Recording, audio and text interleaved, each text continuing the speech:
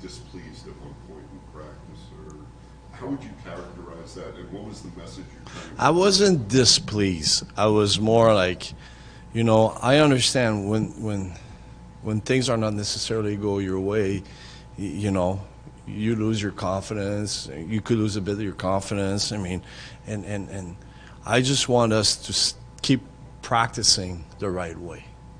When you're losing games like we did the last four, you want to make sure that you keep working hard in the practice. And I always believe you play like your practice. So if we want to get back on the winning side, we need to continue to practice. I just felt like we slacked a little bit on our D zone coverage, especially today in the practice. So I just want to remind them, let's keep practicing the right way, and things will go our way. I mean, the hockey guys were not on our side last game. I saw it. I mean, there was like screen tip in and stuff like this, but you can't feel sorry for yourself in this game anymore. You got to go out there and find a way to practice hard and bring it to your game, and that's all I remind them. And I mean, and at the end, what I said is very simple. We need to show some swagger, I mean, you don't have to tell how you feel deep inside. I remember one year when we played Detroit in the playoffs, we lost the first two games at home, and my teammates had their head between their legs, and I came out and singing and this and that. Deep inside, I was afraid. But I felt like I had to show some swagger, feeling like not letting the other team that I was bleeding, and I was afraid. We were all scared going in Detroit down 2-0, but I think that's what I want to see from our group. I mean, that little bit of swagger. In Hudson Dashing plays tomorrow, what are you looking for from him? Well, we want energy.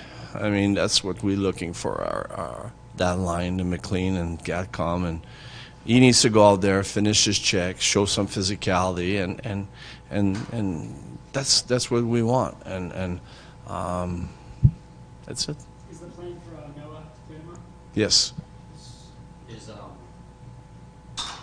did you know it was going to come out, or is 11-7 something that you've looked at as a possibility there? For If Noah's coming in, who's coming out, or is 11-7 something that you? yeah, it's probably gonna be Perunovic will probably be out. Going But back- let's see if he plays or not. I don't like to speculate on things like this, but Just going back to last night's game and moving forward, with the play around your crease and how Ilya was, dealing with screens, do you feel you missed something without Mayfield's size, to be able to clear the crease a little bit? I mean, it's if and if Yeah. my aunt will be my uncle. Does that make sense? Yeah, yeah. So, I mean, we had our guys. I mean, Paulie was in front of the net and twice with Rempe when they scored. The other one were a high tip from on the point shot with Perunovic, and the pocket shot from Miller, and then that one. So, yeah, I mean, no. Okay. To answer your question, no. And I know you let Piero work with the goalies. for the Yes. most part, but there was one moment where you did come over and work one-on-one. I just want him to trust his instinct. I'm not going to tell him how to play, how to make a save. I mean, I just want Ilya to trust his instinct. He's a great goalie. He's a smart guy. I mean, just trust your instinct. Trust yourself. And it's too easy when things are not going the way you want, you let that affect you. And he should not let that affect himself. He should go out there and trust what he does. I mean, he knows he's a good goalie. We all know he's a good goalie. So, I mean, it's just for him to trust what he does and play with that swagger, like that presence in front of the net. Is an early goal deflection, so was that something that you think got to him last night mentally?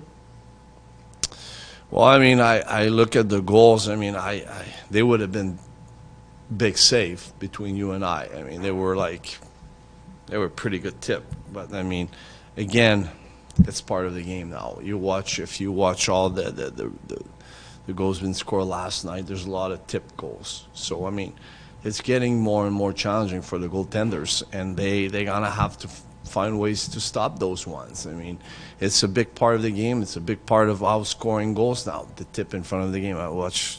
We watch all the games. There was at least 2-3 per game. Is that what you think is missing the most from power play then, in terms of deflecting in front of the net? But we had a couple goals just like that in our practice today. So yes, we need to have more net presence. We need to throw more pucks at the net.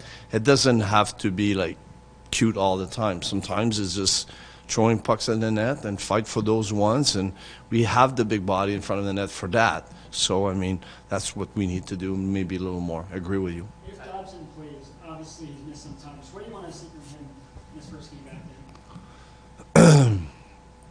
He's been working really hard in the practice, so I'm not very nervous. What I want to see him is just controlling the puck, jumping in the rush, defending well, do the things that he's been doing very well since he's been here.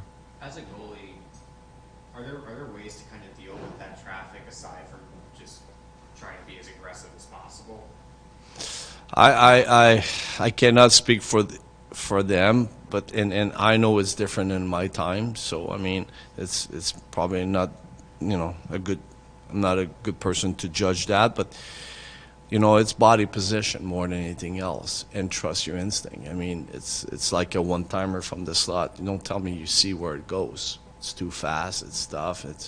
But you're anticipating. So sometimes you have to do those ones. Find a way to to block as much as possible of the net and putting your body in that position.